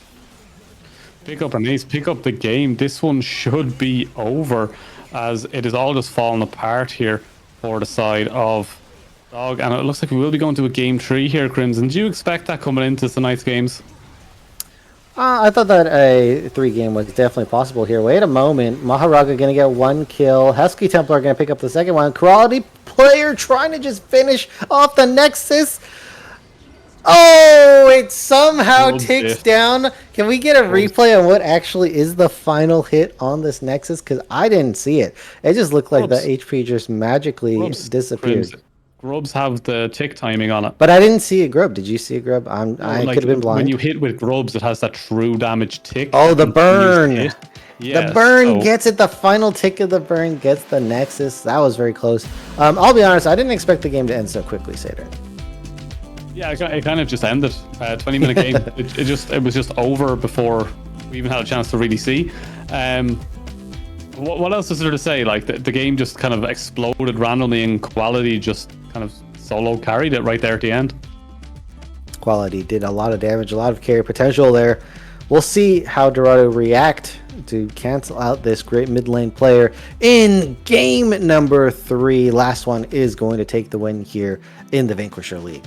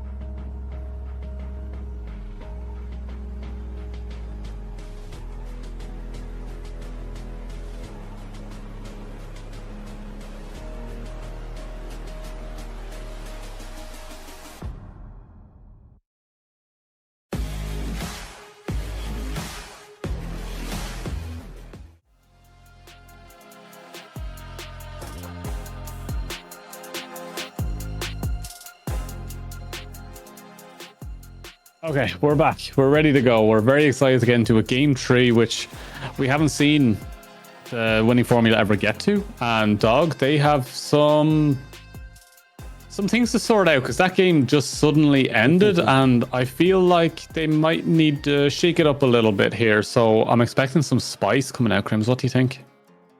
Ooh, well, we had some spice in the last game. We had a Rumble Jungle, Tom Kench top. So you're thinking that this gets a little spicier. Maybe we see a departure from the Sejuani of their own volition from the side of Dorado. I think they're going to go with a different jungle pick. Yeah, I think maybe give the Sejuani away for a little while. Let's step off that. That doesn't sound like a bad idea. I do think I want to see a little bit more from Maharaga in terms of carry potential. I would like to see that just for my own viewing pleasure. I'd like to see a Viego maybe come out. I do like Viego at the current moment, and I think it can work into nearly any comp. I think the only champion Viego doesn't work into is Yuumi, because I think everyone wants to turn into Yuumi just for the hell of it, and then immediately it just gets popped. But I don't think we'll be seeing Yuumi. But a Viego, I would be very excited for. Crims, if you wanted to see Sluder and I'm gonna get this wrong, but Inamo Montoya or whatever the name is, I think it's gonna be Inigo from now on. But up in the top side, I want to see a full-on 1v1 fight, and I want it to be not Tam Kench Aatrox. I don't want anything like that. I don't want a Gnar. I don't want Renekton. I just want a classic tank-on-tank grasp of the undying fight. That's all I want. Just Sion or Ornn. I don't think I've been casting this season quite a bit. I don't think I've seen that even one time, Xander. No, but can't we just have it once? Just a little bit of, simple... Someone's going to opt for the bruiser side of that matchup. I don't think you can do anything about it, Xander. As we are here. Game number 3, 1-1. The winning formula trying to solidify themselves as number 1 in this group. Top dog. Other side, Dorado trying to claim it for their own here. Same sides yet again, as both teams opt for, they just like staying on the same side. They don't mind switching back to something that they thought worked out in game number 1 and game number 2. Yeah, I think they just want to stick to what it is now and win on their own terms on this one. I think maybe too much had happened last time around, where they're just like, let's just keep things simple. We'll get our first pick again. And on the other side, they were like, our counters are working. That was a fluke. So I think both teams are opting into this with, they have a better idea of how to play it. The question is, who actually has the better way on how to play it? Tristana. And that, I think, is a very worthwhile ban. This does leave open the Ahri that they've been banning away every time. Will it get snapped up? I don't think it should be picked up blind here. But the Rel comes out again. They thought that was a good strategy. And they're doing it again. Game 3. Yeah, opting into the Rel there, I don't know. I don't feel like it was that impactful, but they did win in 20 minutes. So maybe I'm wrong, and it was all because of the Rel. But I think a lot more of it had to do with that Tristana. But with that being taken away, let's find something else for that mid lane. But Zeri, salty run back, number 3, will just take it again. And Rakan to follow it with. I'm not sure about the Rakan pickup here. I think Rakan has his moments, and I think his meta has slowly shifted away. Yeah, Rakan, unfortunately, has been very popular. A lot of the engaged champions kind of lock him down in the bot lane. Corki going to be here in the mid lane. Tristana's out. Corki is in. And with Tristana being gone, there's not really a clear answer as to what you pick into Corki. Maybe the Ezreal, Varus. But the meta hasn't established the Varus just yet, so we'll see what ends up being the choice. Yeah, will be the Ezreal, as you said previously. I just think maybe I'm just on the right end of the meta, and we'll see it soon. But Varus is very, very strong into AD mid laners, as we've seen him do so well in the past into the likes of Bruiser tops.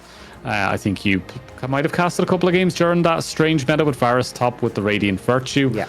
Just seems to do well into anything that wants to attempt to bully. Varus just says, no, I will outrange you, I will slow you, and then if you stay too close, I will one-shot you.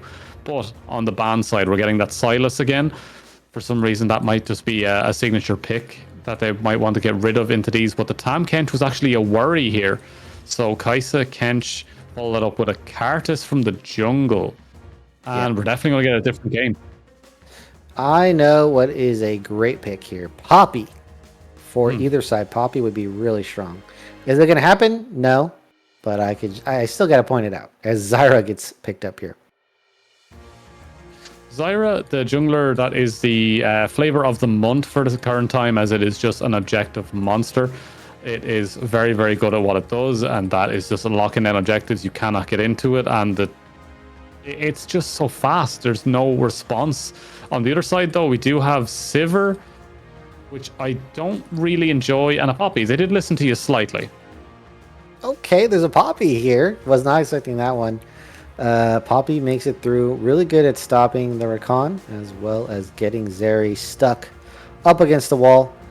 Mordekaiser going to be coming in as the counter to the Poppy. Not an easy matchup, and I think I was talking about this for Sluter before the game even started. They do pick up Mordekaiser in game number 3. Yeah, finally do go for it, and I do enjoy the Mordekaiser. I think it's in a very strong position with those recent changes where they have said, you know what, maybe you just can't get out of it and we'll see what happens. And it's become a very, very staple pick and finally getting the recognition it deserves. Here we go. Full bot side invade. And it looks like they're on their way out. The ward does spot them. As it looks like Sluter going to go for a deep ward for themselves here. What do you think about this new barrier meta? I think I kind of don't like it. You play a lot of support, don't you? No, I don't play much support. I'm a jungler. Do you play at the moment? You play jungle, okay. Because if you were support, I'd say I can see the reason why you would say that, and it's mostly because they're not healing you when you go too far in. Exactly. There's no heal. Yeah. Sometimes I feel like some supports play like they still have heal. Yeah, some of them definitely do. Solo queue has been a mess for the last while, but I personally do prefer Ghost. I like to be able to get around the map that little bit faster, and you will see me more often than not ghosting towards fights. So I like to get there and in ample time. So that's more my style, but there's nothing wrong with barrier. It's a lot stronger and it's not affected the same way by ignite. So if you get ignited and you heal, you get reduced healing. But if you barrier, it has no effect on it and it's a little bit safer. And most people are afraid of the ignite. Inigo Montoya, and you kill my father. Nice picture there. As you have Sluter here playing aggressively against the Poppy, as they should.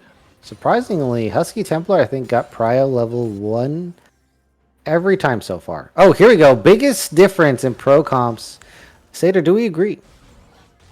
Wait a minute, Sluter? Not really, but okay. I did not expect the Poppy to clap back so hard, but Sluter now forced the TP. Definitely needs some levels on the Mordekaiser. Poppy is also no slouch in the lane department. But yeah, do you agree here with this pro comps assessment? Not really. I think there's a lot more power in the Zeri than they're giving over, and I think there's a lot more to be said for the likes of the Corki. I think them two are very, very strong picks, but there's also that Ezreal and that Zyra, so no matter what it says, there's always something that's going to be screaming no to me, because there's only so much that can be given over by raw stats. The players also do matter so much. Yeah, players are a factor. As we have Lee Sinners completing the full clear faster than Zyra. I've tried to do the Zyra clear. Easier said than done.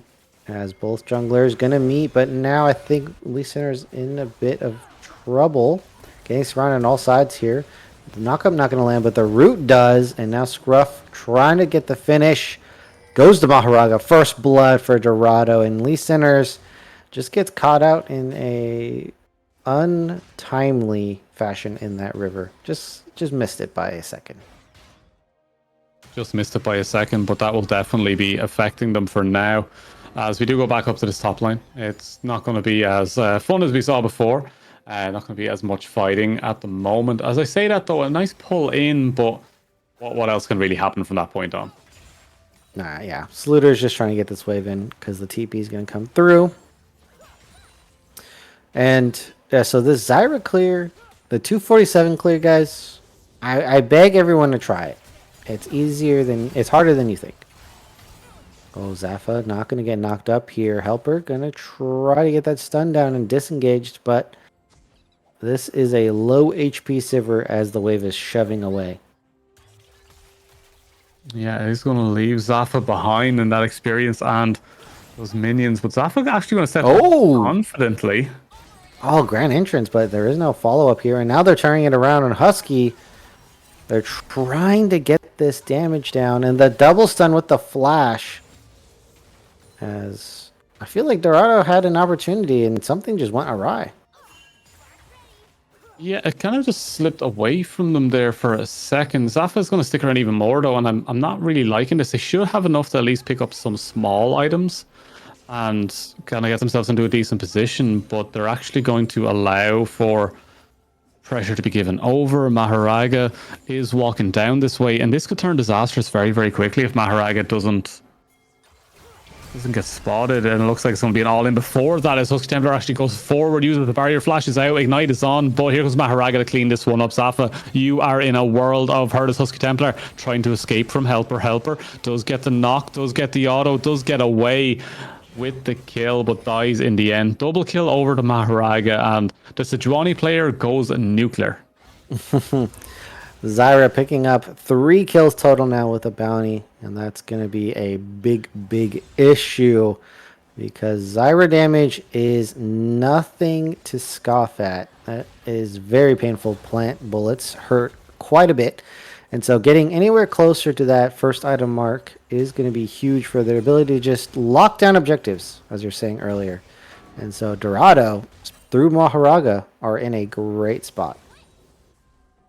In a great spot. Should be able to pick up that Drake pretty quickly if they don't opt into those grubs. As right now we do see Sluter heading down towards those grubs. Maybe that information will be passed over to the jungler as Lee Sinner is actually going to start up on that Drake. And it looks like they have a slight change in what they want to do on both sides here. Sluter is going to get that pullback, is going to get that ult off, and actually going to walk away as the ult comes through. And it's an interesting interaction when it comes to Poppy. Yeah, that ultimate is the best disengage you could ask for if you land it. And so, despite the Death Realm, is not going to be able to pick up the kills. Man, Sluter's just throwing out abilities here. Scruff and quality player now going to be getting into a fight. Maharaga is trying to get these grubs done. Doesn't want to fight right now. And is forced to back off. Forced to back off, forced to step away. And the game state right now is it's such a small lead, but for already at this start of the game, it's kind of big for it to be on the Zyra, who is a very large amount of his damages. They shouldn't keep chasing this one. No, Laos, you got to be careful. Where's the battle dance? Oh, just doesn't have it, but is able to walk out. That was some risky business there, Satyr.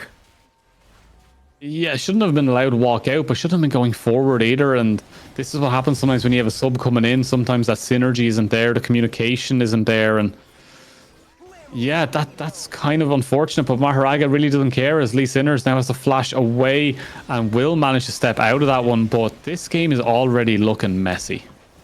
Yeah, Maharaga now. They're in a 2v2. There is no realm for the peel. Sluter is going to be able to trade back. But can they get out? Scruff is now here. And Montoya, version number 3, is going to try to go up to the top side. But Lee Centers has revived, is returning. Scruff doesn't get the kill. The ultimate for Rumble is not going to do that much here. And it is Helper who ends up picking up the second kill for them. And with this, Maharaga is also respawned. And now Laos is respawned. It's going to be the never-ending fight if this keeps going here. 1,000 dances around this scrub as only one has been taken, one objective in total over the course of this game, and it's just maybe trade it off, maybe don't fight for something. Maharaga's not agreeing with that whatsoever, wants to just keep going for it. Same on the other side, but at some point someone has to just give it over, and you might survive the fight. It's also messy in terms of communication here and who wants to do what. Yeah, both teams essentially saying over my dead body, and then the other team saying, "Okay, bet." Yeah, pretty much. No trades happening.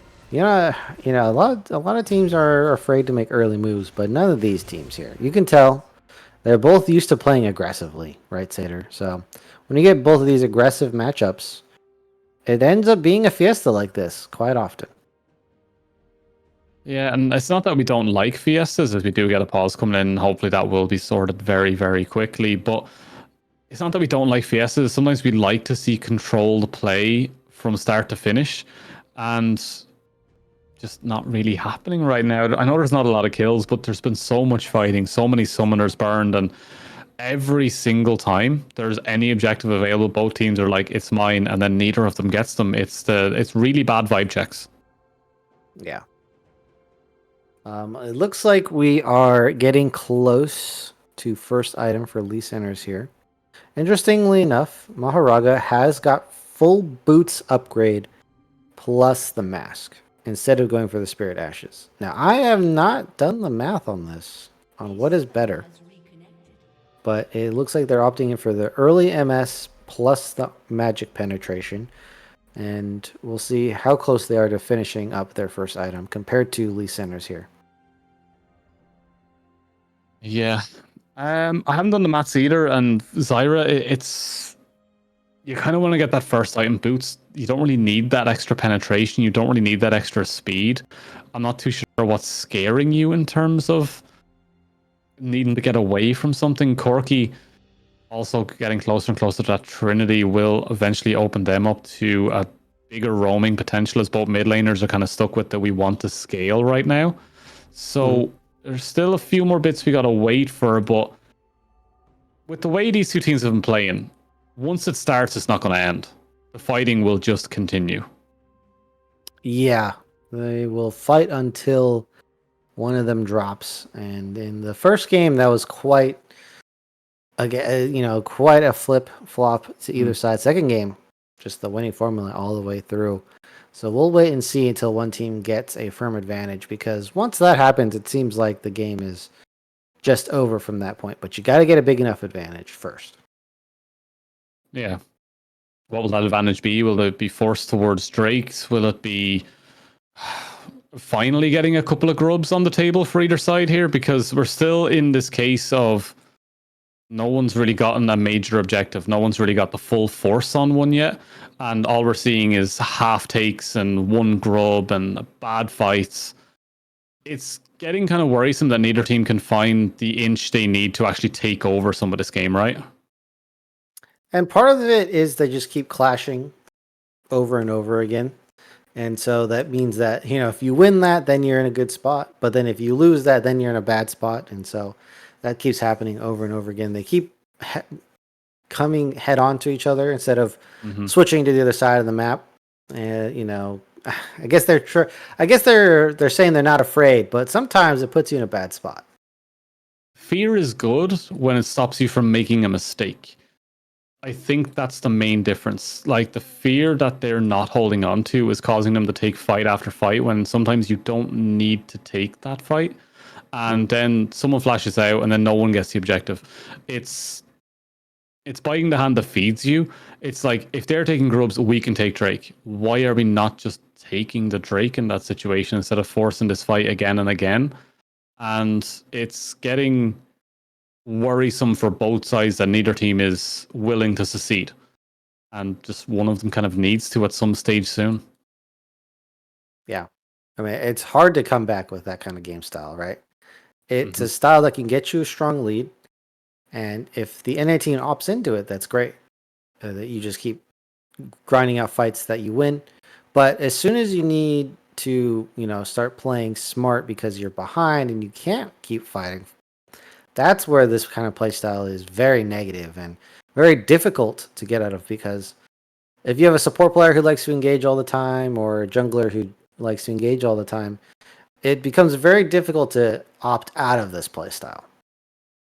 Yeah, it's one of those things where you're putting yourself in a game where you're not opting into other win conditions. You're preying on your original win condition to carry you. You're not going for Drakes. You're not going for a secondary objective to try and carry you through it. You're just saying, we'll win off of purely draft alone. When we saw so many close drafts and so many different carry potentials, and none of them are really coming out right now. Yeah, as we have ourselves the patented Riot Pause. Okay, that one goes by pretty quickly here. As we're getting back into this game, quick reminder, this is game number 3. We have a very small lead built up for Dorado here on that Zyra. Maharaga doing great so far. And it looks like we have an aggressive play coming out from Lee Sinners.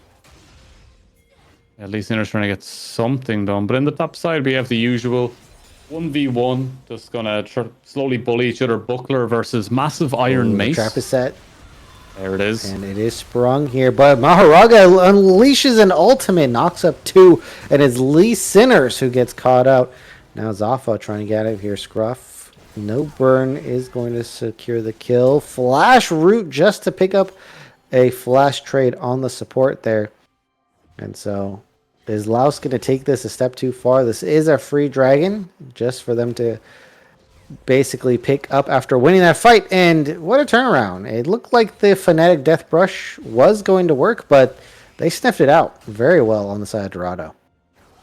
Yeah, not seeing enough on the map is sometimes information in itself, and they seem to have picked that one up handy. So, great work. Yeah, it's constantly getting scary when no team wants to give up any space, right? Someone needs to give over something and get a trade-off on the other side. It's just always action at this stage, and I need a break. A little bit of a mental break. I mean, the players too. This is an exhausting way to play League of Legends. To just play this high-intensity, always fighting style 24/7 here. As we're noticing a very gradual but definite lead for Sluder here on this top side. Is low HP now, does have the shield, just waiting for it. Ends up using it for a heal, but Mordekaiser is building a nice gold lead up in that top side. Yeah, Mordekaiser is doing very decently in the top, and we kind of expected him to do decent work there for the beginning at least. Poppy kind of becomes more active when those mid-game fights start to pick up a little bit more and they're in the jungle and you get those big knocks into walls, as this is going to be an easy pickup for Maharaga. Oh, maybe, but now, once this fades, there is Laos to pick up the assist. Ultimate gonna miss though. Now Husky Templar was all alone and now is facing down Zaffa and Helper. HP heal coming in. The tanking is traded over, and that is unfortunately not a clean dive from the side of the winning formula. That is not a winning dive. That is disastrous as they give up a 1-for-1 in the end, as I'm not sure the barrier was actually open time for Zaffa. But yeah, Sluder now getting chased down by the Rumble. I think that Sluder should be okay here, has the flash available, will end up using it, but will get cut down regardless. Gets roasted there. Respect.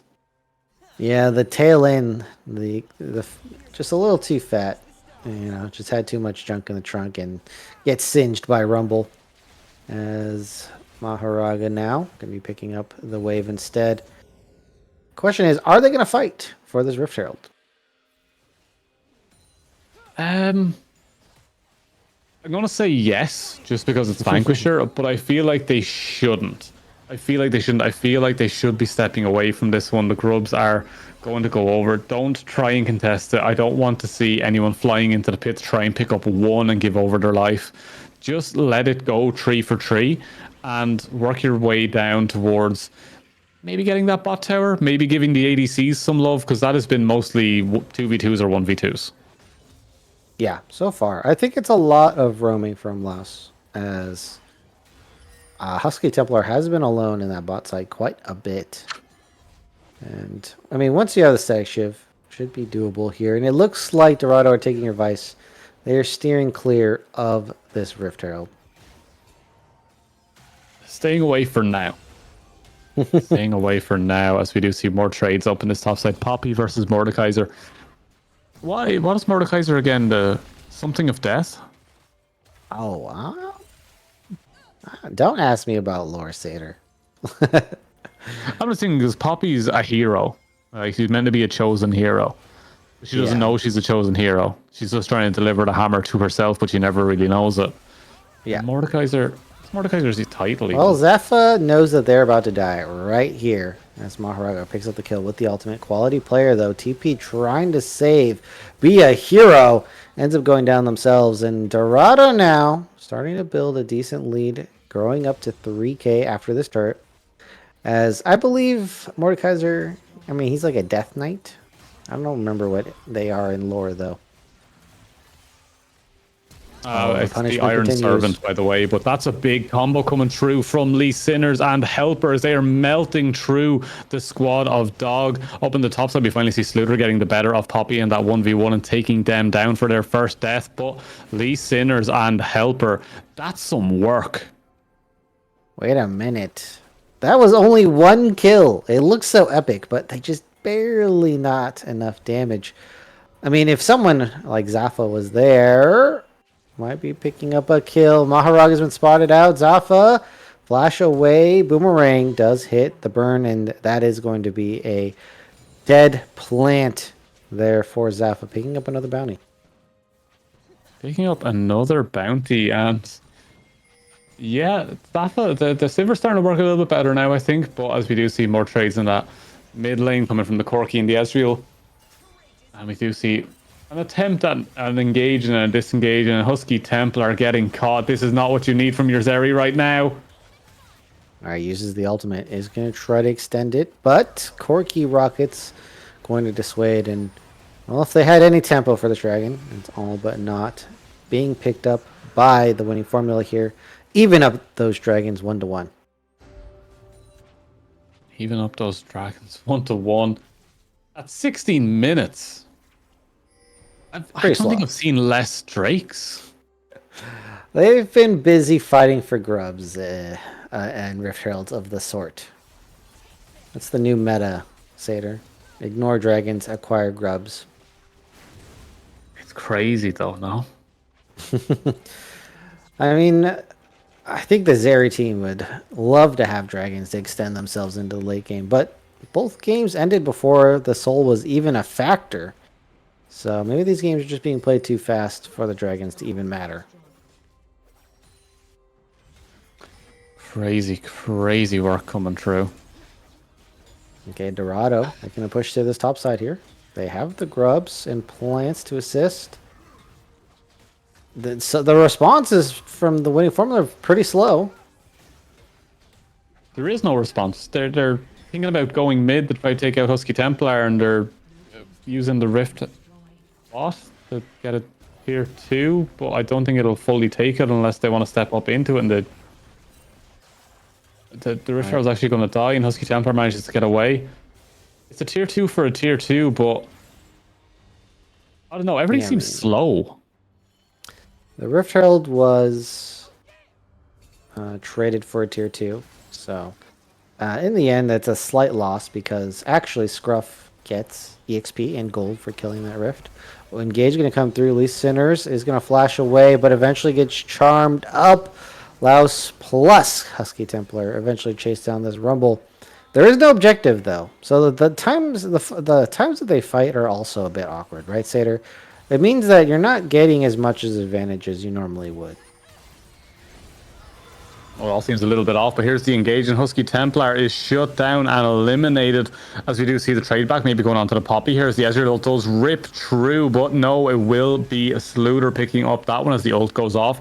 Will lock in the Corki, does give an opportunity for the rest of the team to fight, but Maharaga has nothing left, waiting for those plants to come back, but they won't, as the winning formula are finding it and making it work right now, as Zafa is going to go on a rampage in this fight. This is reminding me game number 1 flips into the favor of the winning formula for this fight at least. If they get this turret, I think that could be a completely even gold differential here. Now they're going to go for the dive straight onto Scruff. Arcane flash away there as Zafa picking up quite a few kills there. And Sluter going down to quality player despite the fact that they were death realmed. Yeah, despite the fact they were in a disadvantageous position, let's put it that way. Mordekaiser sent him to Brazil. The team still come out okay. It's now 11-11 though, and it's a slight goal lead for Dog, but we do have that Drake coming up in 145, which will give a team their second, which is terrifying to think about, that it's at 20 minutes when you can see some people actually get souls. But on the other side, Baron is spawning. Dog, we have seen some attempted Baron plays from Dog in game 1, I believe, where it was just one team fight straight to Baron, and they got nothing with it. I'm hoping this time around they can get a cleaner Baron take with a cleaner idea of what to do with it. Yeah, I want either side here with some clean play. Surprisingly, Scruff, the only person not to die in this game just yet. And I am intentionally jinxing it here, just so you can see Sluter 1v1 with quality player yet again. And it looks like Lee Sinners is going to interrupt that one. And that is a death on the sideline here. But yeah, Mordekaiser's not that great at killing AD carries, actually. Strange, because it's all I ever see him do.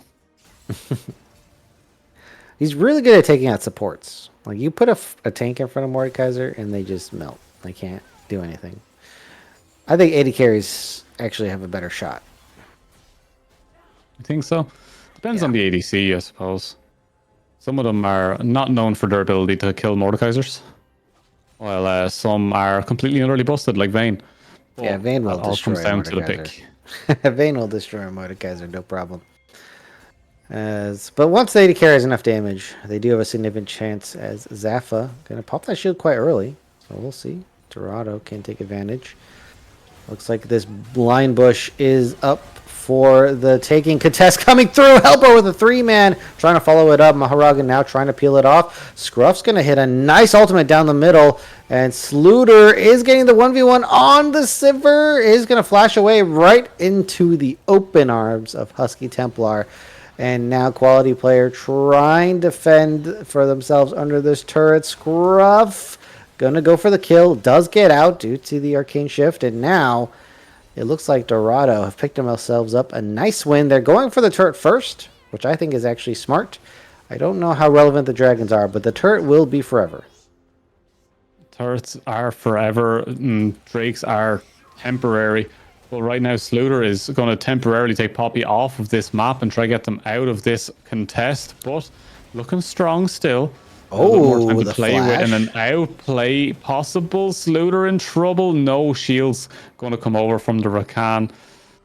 Yeah, it's a tough game. The Sunder Sky there with the 330 HP heal coming in clutch. Oh, this is an interesting TP. Looks like they're just going to use it for pressure to get this mid lane turret here. Yeah, it's all looking a little messy here for Maharaga, from such a good start to just falling apart on this pick right now. And I don't know what to say. The winning formula, I'm not sure if there's a formula to it. I think they just keep fighting till it works. The formula, well, they did nothing about the formula being complicated, Sater. Okay, the formula could have been, just fight over and over, mechanically outplay. As we have their collapse coming out, Rakan ultimate is about 2 seconds away. They have to respect that, as the long range poke from Scruff could be deadly.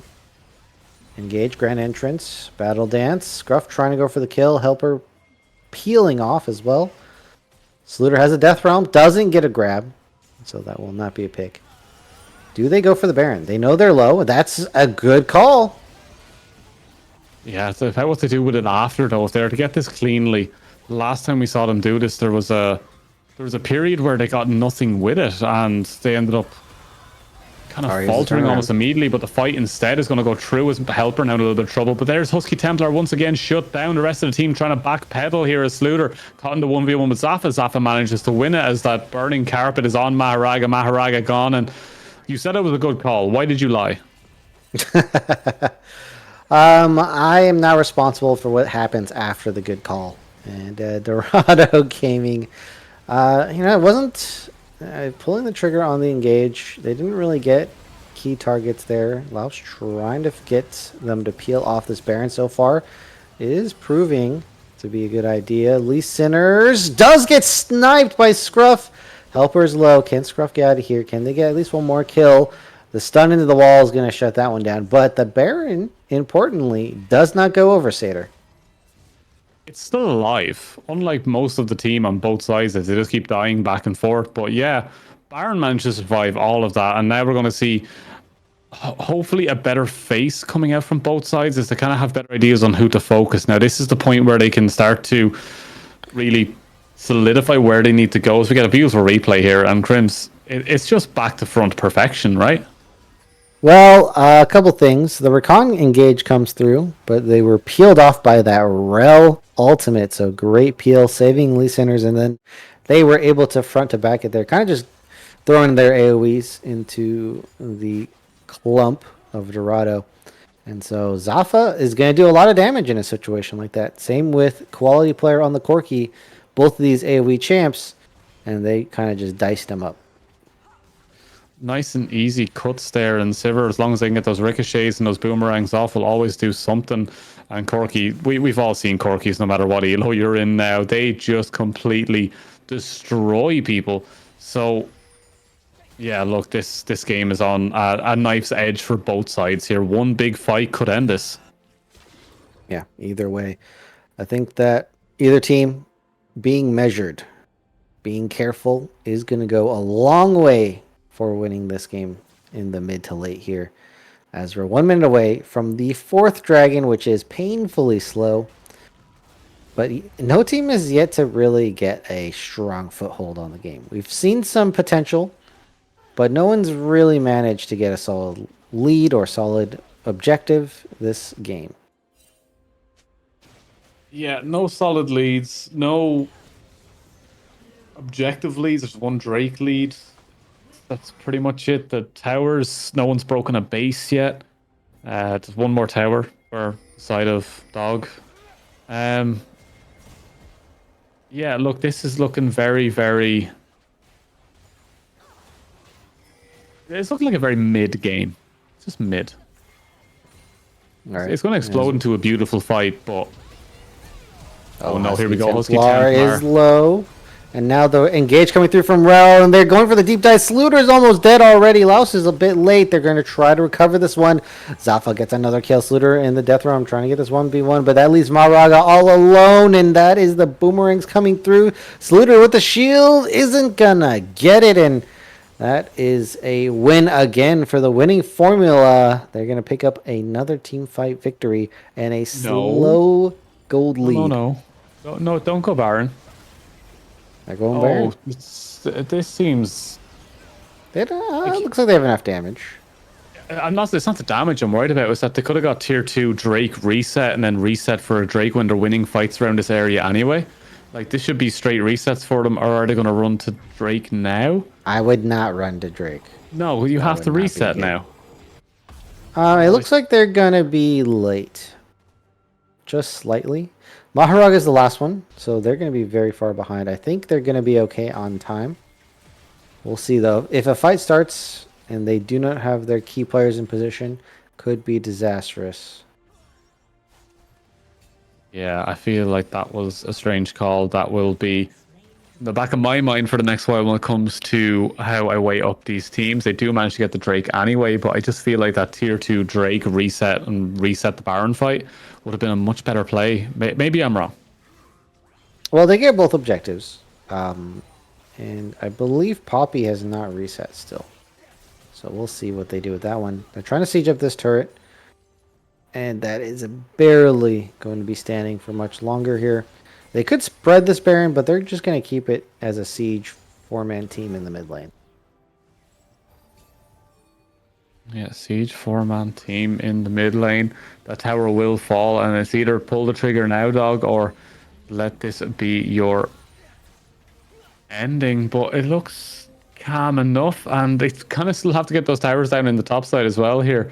So it's very slow with the Baron. They have a lot of turrets to get through still. So I think it's okay if they get all these outers. A lot of gold in their back pockets. We've seen either team lose a team fight with a significant gold lead, though. So I understand why you're worried, Sater. Maybe you'd be more interested in TWF going for the throat, as they're going to go for this another tier 2. And the gold lead is climbing now. Gold lead is climbing. This fight is starting to ramp as we see that poke coming through from the Zeri and the Ezreal. Lost on the flank, getting a 4! Grand entrance, knock up, and Sluter going to smash the mace down. Quality player is going to be playing on the skirts, edges of this fight, same for Maharaga. Double knock up now. Inio Montoya is trying to get out, but it's Helper. Quality player snipes onto Sluter here. Scruff's full HP. They're not going to get any more out of it, but I think they stopped the Baron push for now. For now, but it's not getting any easier here. And I don't even know what to say. It all seems to be just close fights that end up with Corki just managing to land something, and it just goes. Yeah, it's just Corki, yeah. It's Corki. It's just Corki. This is Corki business here. 8-3, 500 gold bounty. 4 items now with the rapid fire cannon, just pumping out the damage. So far, holding TWF's victory, or holding them in this game so far, doing a lot of work. Zafa as well. I mean, the double 80 carries are primed on the side of the winning formula. Yeah. Let's we'll take stock really quickly. Right, Crims, talk to me. We're gonna go one by one. Top lane. Poppy is probably weaker than Mordekaiser just because of that ult alone. He can opt into a 1v1, right? But Poppy's usefulness in fights is 10 times larger because of that ult. That ult just sends it all. Then we have Rumble versus Zyra. They're pretty much the same champion. Zyra just has a lot more spread out in terms of ability. But Rumble's red carpet is really starting to hurt and controls very well. So we'll call that one even for now, regardless of how the items and gold look. It's looking pretty even between them two, right? I would say so, but Rumble's on the more aggressive end. Zyra's on the more defensive end. Yeah, that can be fair. Now in the mid lane, Corki is a complete and utter monster. 4K. Actually, a lot less gold than I thought. Yeah. I mean, it's 4K though. That is huge. That's an item. So that explains the item difference. Laos is playing up. He's going to get out with the battle dance here. Husky over the wall. 80 carries are pretty much even. We'll call that pretty even. Top lane is in a much close. more comfortable position than the Rakan, but that's support. It's mid lane. It's all mid lane. Support gold difference doesn't matter that much. As it looks like we're getting a countdown to 40 seconds of this dragon. Laos just walking straight up here. Gonna try to flash grand entrance. Doesn't get enough CC. In fact, goes down as well. Husky trying to pick up the kills on the other side. Sluter getting knocked into the wall. Good burst coming out from Inio Montoya. And they're just down to support now. Quality player going to go for the finish. Does get Husky Templar, and that's it. Maharaga now in the Zonias is not going to be able to survive. Zafa picks up a kill, and Sater. It just ends in this random skirmish in the mid lane. As Luder trying their very best to deal with this Sivir, it will be a triple kill in Brazil as they are looking to end this one right here. And they may have lost the game, but they still have yet to lose a series here.